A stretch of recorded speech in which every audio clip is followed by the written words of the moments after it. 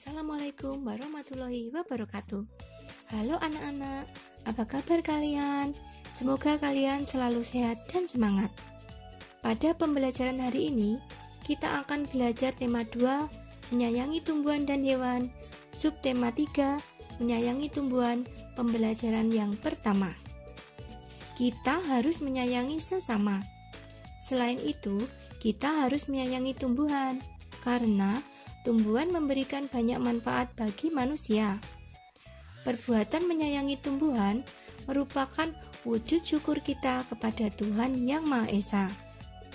Tujuan pembelajaran kita kali ini adalah 1.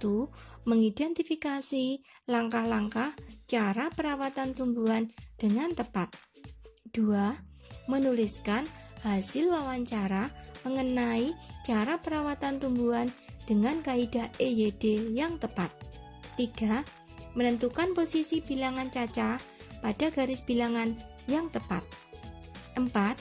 Menyelesaikan penjumlahan bilangan cacah dengan menggunakan garis bilangan dengan tepat. 5. Mengidentifikasi garis dan warna sebagai unsur karya dekoratif. Nah, anak-anak, hari ini Siti baru saja membeli bunga melati. Tetapi Siti tidak tahu bagaimana cara merawat bunga melati yang baik dan benar.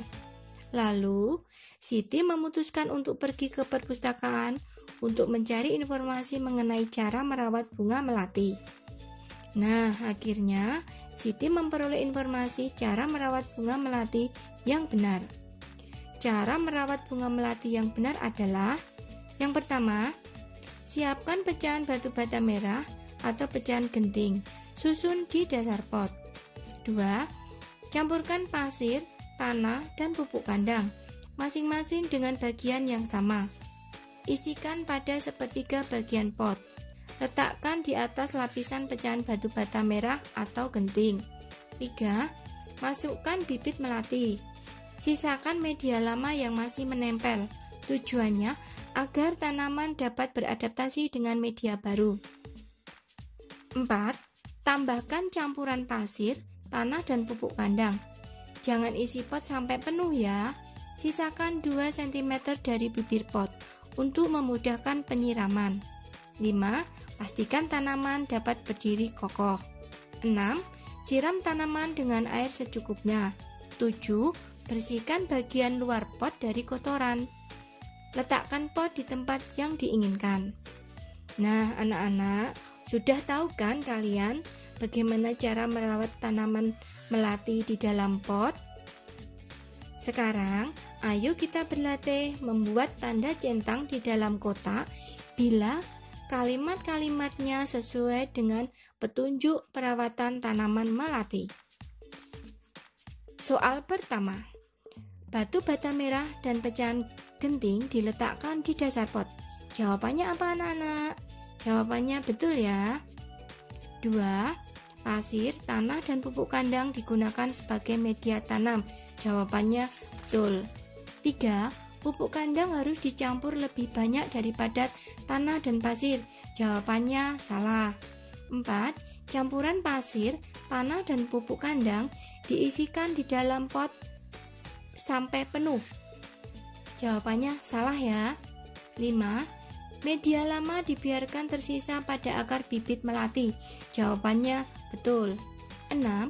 Kita harus memastikan tanaman melati berdiri dengan kokoh. Jawabannya betul. 7. Siram tanaman melati dengan air sebanyak-banyaknya. Jawabannya salah ya, anak-anak. 8. Sebelum diletakkan di tempat yang diinginkan, bagian luar pot harus dibersihkan.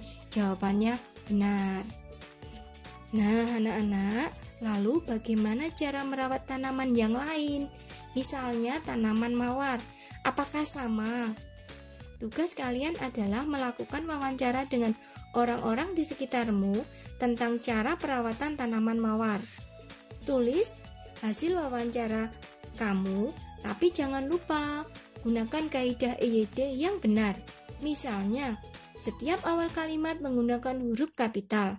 Kemudian di akhir kalimat diakhiri dengan tanda titik. Anak-anak, tanaman yang dirawat dengan baik, maka pertumbuhannya pun akan baik. Misalnya bertambah tinggi, daunnya pun akan bertambah banyak seperti tanaman sirih. Tahukah kalian tanaman sirih? Tanaman sirih adalah tanaman yang merambat. Daunnya berbentuk jantung dengan ujung daun berbentuk runcing. Panjang daun sirih sekitar 5-8 cm dan lebar 2-5 cm. Lalu bagaimana cara kita mengukur panjang pohon sirih? Kita akan mengukurnya pada garis bilangan. Berikut ini adalah garis bilangan. Pada garis bilangan terdapat angka-angka yang dimulai dari angka 0, 1, 2, 3, dan seterusnya. Angka-angka tersebut dinamakan dengan bilangan caca. Sekarang kita akan menghitung panjang pohon sirih pada garis bilangan. Pohon sirih yang baru ditanam berada di posisi A pada angka 0. Setelah beberapa waktu bertambah menjadi 2 satuan, maka kita dapat melakukan penjumlahan yaitu 0 ditambah 2 sama dengan 2. Contoh yang lainnya, panjang daun sirih di posisi 3. Setelah beberapa waktu, pohon sirih bertambah 2 satuan, maka kita dapat menuliskan penjumlahannya yaitu 3 ditambah 2 sama dengan 5. Bagaimana anak-anak? Mudah bukan? Sekarang, ayo kita berlatih menjumlahkan dengan garis bilangan. Nah, ini dia soalnya. Bu Guru yakin kalian pasti bisa. Nah, bagi anak-anak yang sudah tahu kalau mengukur, kita bisa menggunakan penggaris atau mistar. Mistar bentuknya ada yang persegi panjang, segitiga, dan setengah lingkaran. Kalau kita menggambar bentuk segitiga, persegi panjang, dan lingkaran, lalu kita beri warna, maka akan menjadi sebuah motif. Kalau digabungkan antara garis lurus, garis lengkung, dan garis lainnya, maka akan menjadi motif-motif yang menarik, seperti motif daun dan bunga. Motif daun dan bunga dapat kita temukan pada kain batik. Berikut adalah beberapa motif daun dan bunga. Dari 4 motif batik tersebut memiliki keunikan, bentuk, dan warna yang berbeda. Setelah kalian memperhatikan motif daun dan bunga tadi, kalian pasti dapat menjawab pertanyaan-pertanyaan berikut ini. Yang pertama, dari keempat gambar tersebut, motif mana yang paling kamu sukai? 2. Apa yang menarik dari motif yang kamu sukai? 3. Warna apa yang akan kamu gunakan untuk membuat gambar motif hias tumbuhan? Mengapa? Nah, bagaimana anak-anak pembelajaran hari ini?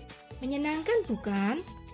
Untuk tugas-tugas yang perlu kalian kerjakan dan dikirim melalui via WA adalah 1.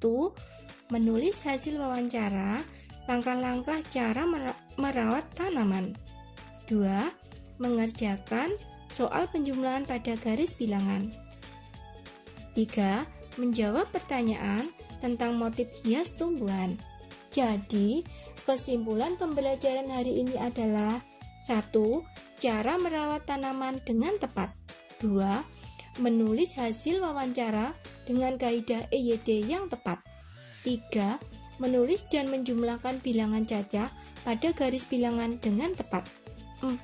Mengenal motif hias tumbuhan.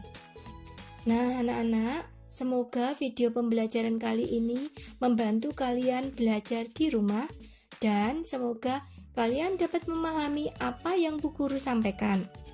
Tetap semangat dan jangan lupa selalu menjaga kesehatan.